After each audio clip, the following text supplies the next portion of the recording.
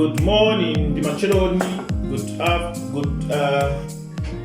afternoon, goeiedag, minjani, lekai. Today we're talking about RE5. So, guys, I often get a lot of questions, a lot of calls from people from the insurance and the banking industry saying that RE5 is so difficult. I am here today to tell you that RE5 it is never difficult. However, I acknowledge it's extremely tricky. So there's a difference between something being difficult or the exam being difficult and the exam being tricky.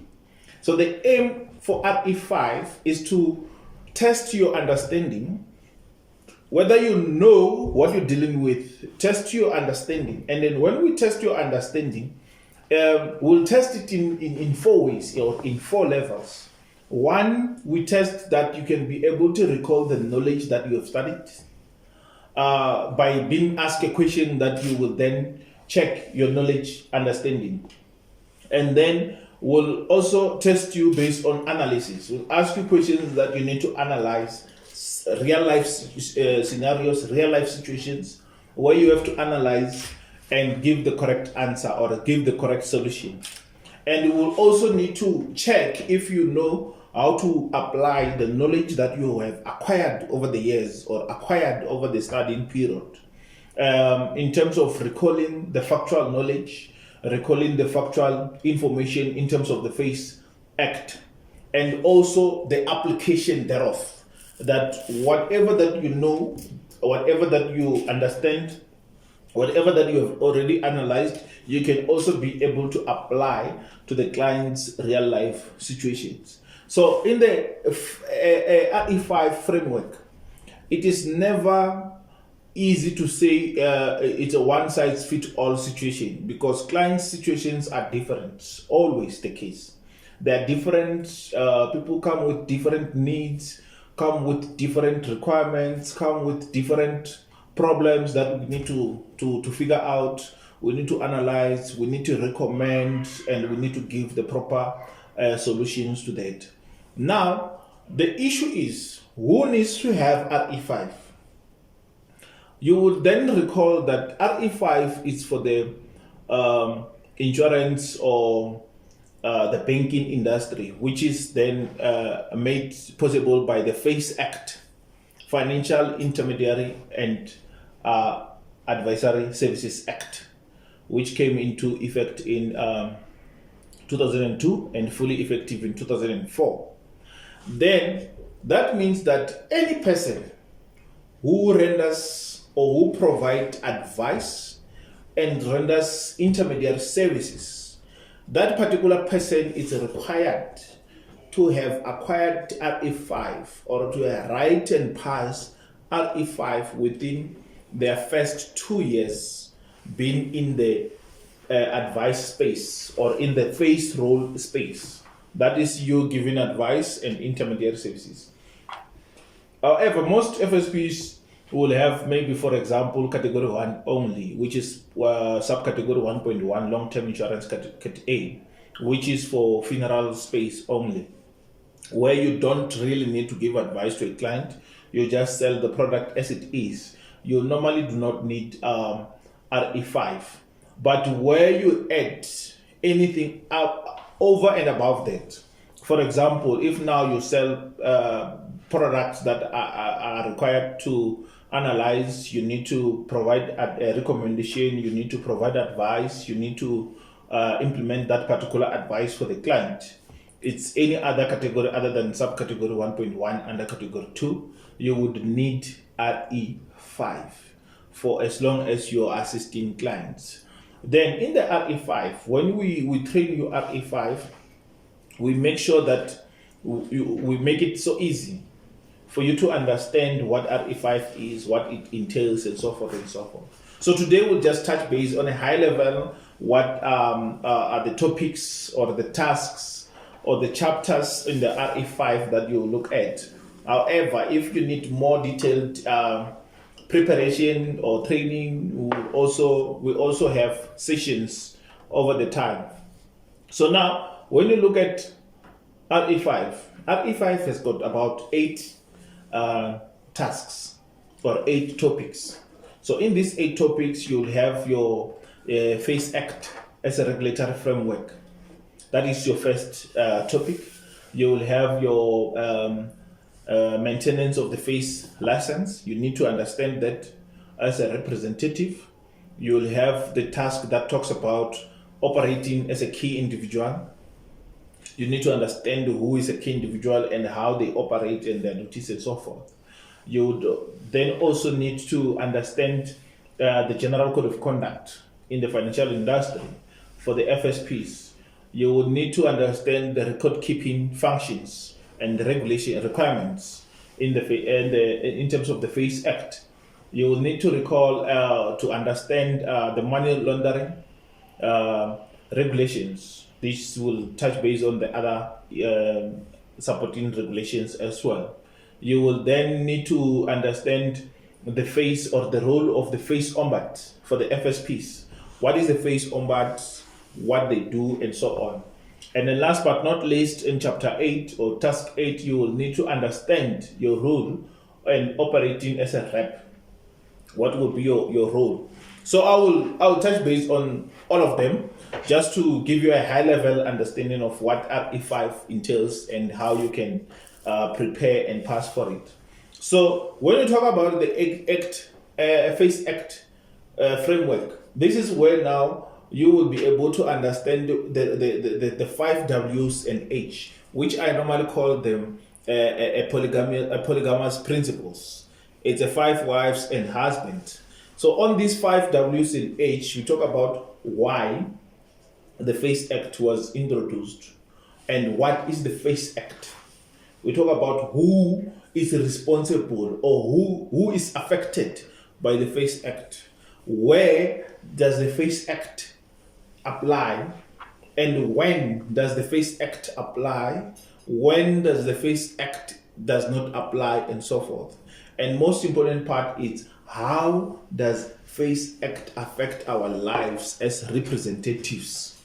So we touch base on all those principles, and then we also look at the main objective of the FACE Act, which I can tell you now. There are 2 main objectives of the FACE Act, which is to protect the consumers or protect the clients and to professionalize the industry. That means that prior to introduction of the FACE Act or prior to promulgation of the FACE Act, the clients were not protected. Now the clients are protected. Clients can seek recourse in terms of the advice provided or the advice given by the FSPs or the representative of the FSPs. And the FSPs have the responsibility as the accountable institutions to make sure that they render their advice and intermediary services as professional, as accountable as possible. Those are the 2 objectives that the FACE Act has been introduced and promulgated and is there for. And then, now when you understand the FACE Act framework, you will then also understand that nobody is allowed in terms of the FACE Act to operate as a financial service provider without having properly authorized and given the license. That it means nobody, you cannot render financial services without having a license. So the FACE Act outlines the process of having the license, from application, where do you apply, and how the process goes on, and the feedback thereof, the requirement of the application, and so forth and so forth. And it also says the FACE Act, as you understand that the act is on the paper, but then the FACE Act gave birth to the regulatory body, which was formerly known as the FSB, Financial Service Board, and then from 1 April 2018 now, it's called the Financial Sector Conduct Authority, which is FSCA. And the FSCA now will then have different departments that if you need to apply for a license, you go to the registration department, there is an enforcement department, there is a supervision department, there's also a new department called Compliance Department. All these departments are there because of the FACE Act to ensure of the two objectives that we mentioned. And then that's how the FACE Act framework is outlined. And then when we train you now, we go deeper and make sure that you understand the type of questions that will come to the exams, how you need to understand those questions, how you need to make sure that you understand, because the question will either come as a positive question or as a negative question, and you need to understand the type of a positive answering or a negative answering. And then when you go to the second chapter, you'll find that as a rep, you'll also need to understand that once the license has been approved, the license is attached to certain conditions. The conditions will then tell you to say, this license is only approved for 1, 2, 3 services. And in only those services, this FSP is authorized to render those services. You cannot do anything other than what you have been authorized to do. And then that means that you need to act within the ambit of the license or the conditions of that particular license. And then maintaining the license now will also touch base on what would then render the license be suspended, what will then render the license being withdrawn, what grounds will then make the license lapse, and then we'll also touch base on the difference between suspensions of the license, withdrawal of the license, lapsing of the license, and the grounds thereof, and what will then need to be done if you need to reinstate your license that either been affected in any way. And then when you go on now that your license has been approved, you need to maintain your license throughout the life of that particular license. You will then understand that each and every license needs to have a key individual. A license cannot be issued without a key individual, because a license it's a juristic person. It needs to have a natural person to it, attached to it, who will then take full responsibilities of that particular license. This key individual person is the person who then manages and oversees the operation of the whole license.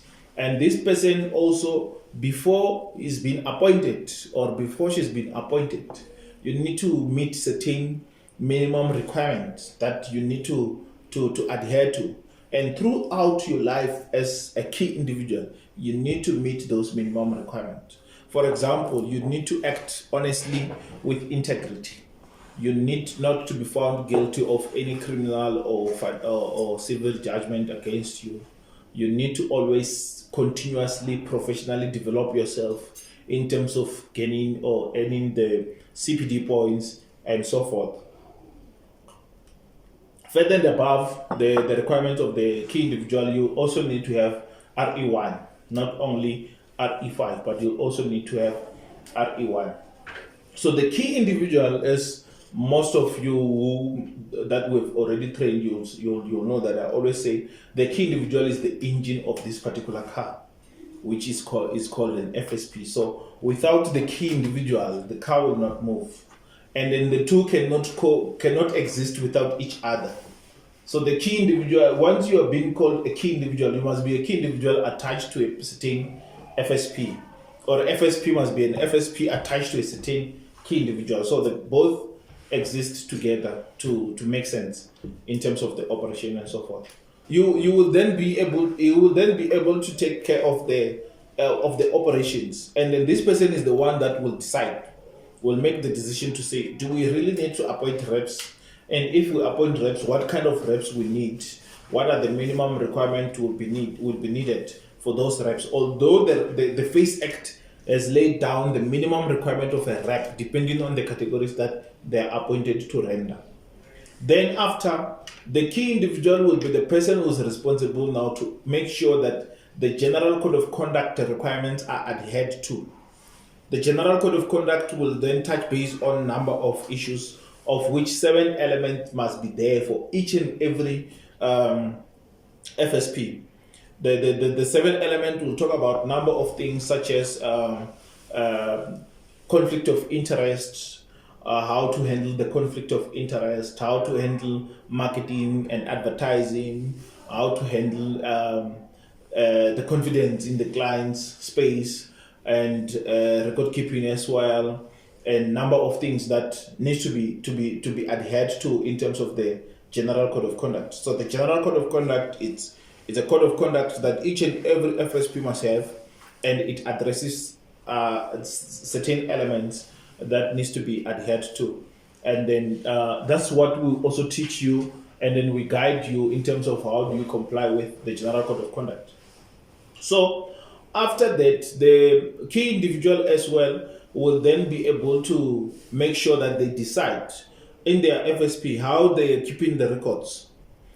Whether the FACE Act will tell you that you are allowed to keep the record yourselves, or you can outsource. So the key individual will decide whether they want to outsource the key individual or they will keep the record themselves. But whatever they do, they need to keep the records away from distractions. And if they outsource, they will need to make sure that whoever they're accessing the record keeping functions to, they are duly authorized to do so, and they have free access to the records that are kept. So the record can either be kept physically or electronically, because now we live in a technology, fintech world where everything can be made online or on the cloud and so on. So it's easier to keep the records.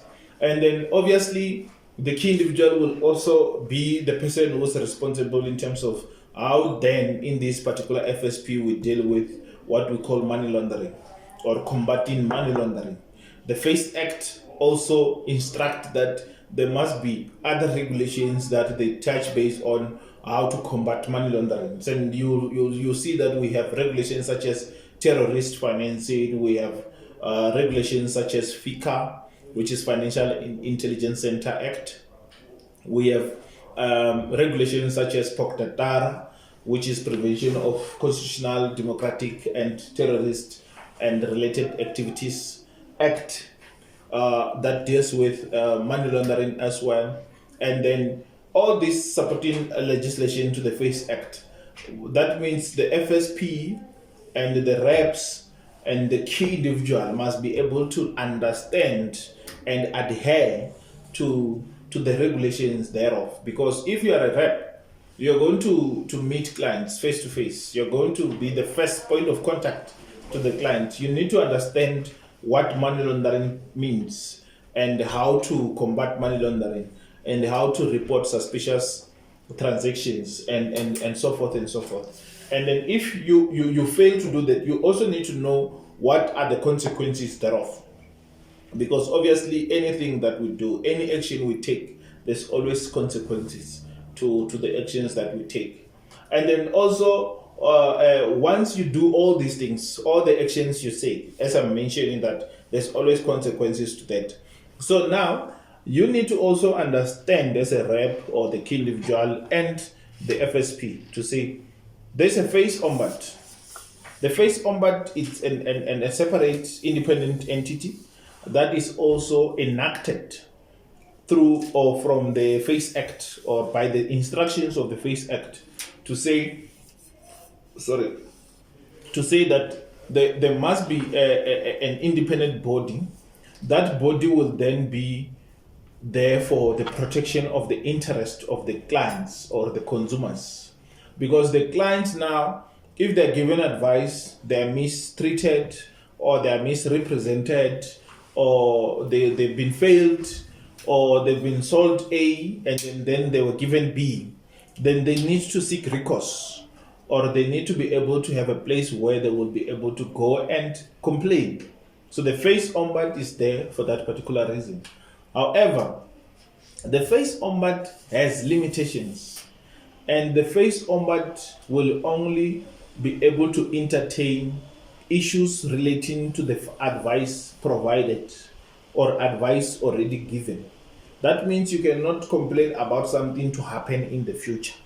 You can only complain about the services that has already been given, the advice that has already been provided, and then you are not satisfied, you are not happy with the advice or so forth and so forth, and then you can lodge a complaint to the face ombudsman. However, when you lodge your complaint to the face ombudsman, there's processes that you need to follow.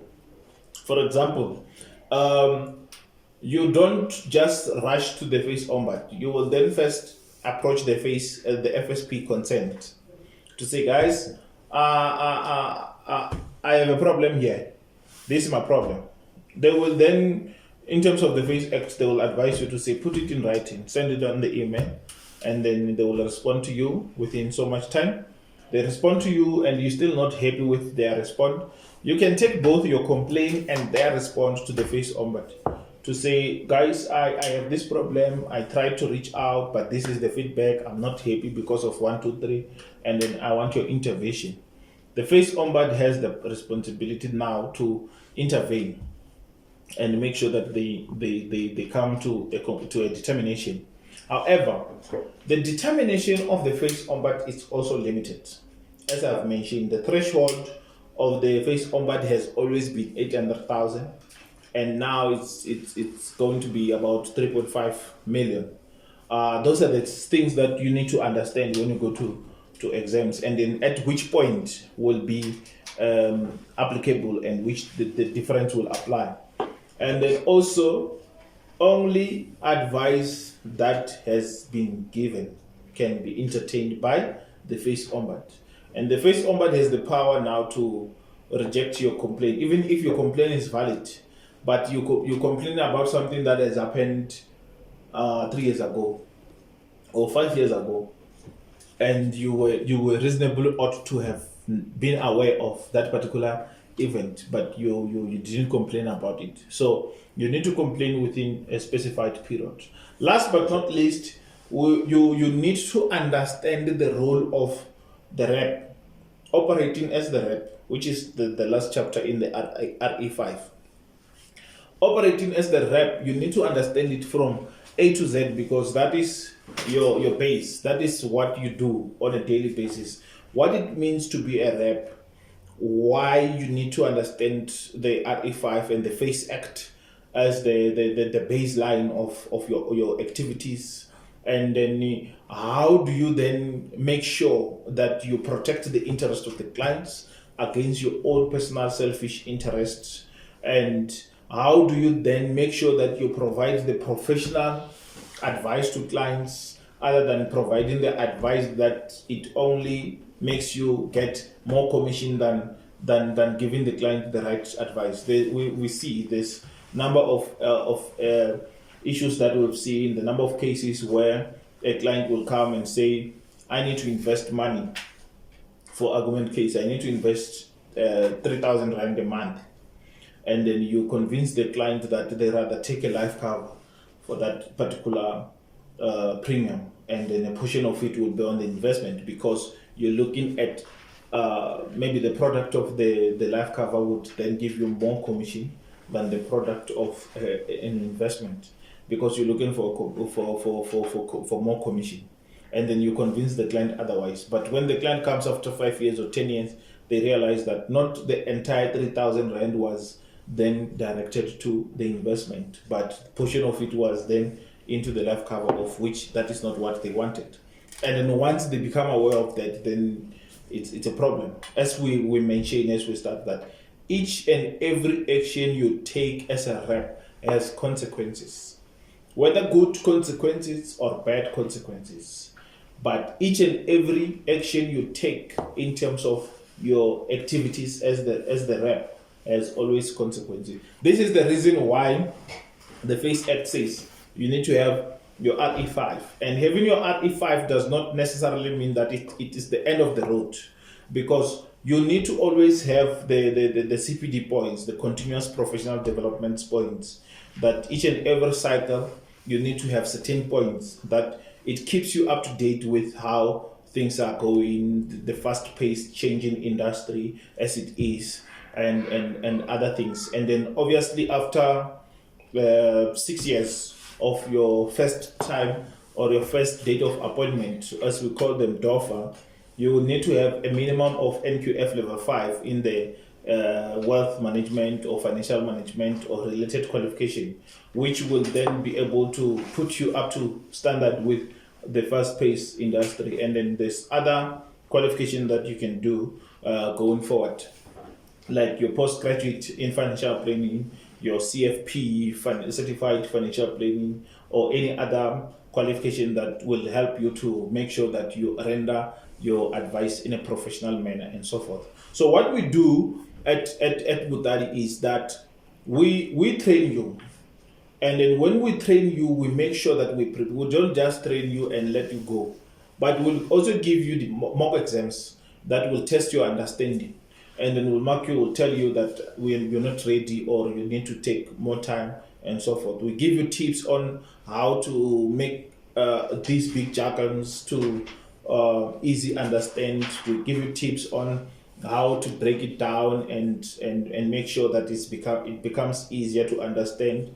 We give you tips on how to not burn out, and we give you tips on approaching the exam as it is. And then each and every question, you will give you tips on how to approach it to understand what this question is and what it's asking about, and then how you can then get the correct answer. So by so saying you are welcome to approach us. You are welcome to contact us. Our contact details are always on the screen, on our social medias, on our offices. You can come, and then our sessions are all virtual. Wherever you are in South Africa, we can be able to give you the training, and then make sure that you are professional and fit and proper in the industry. And by so saying, I'm saying thank you very much for the time. We'll see you when you come to the class.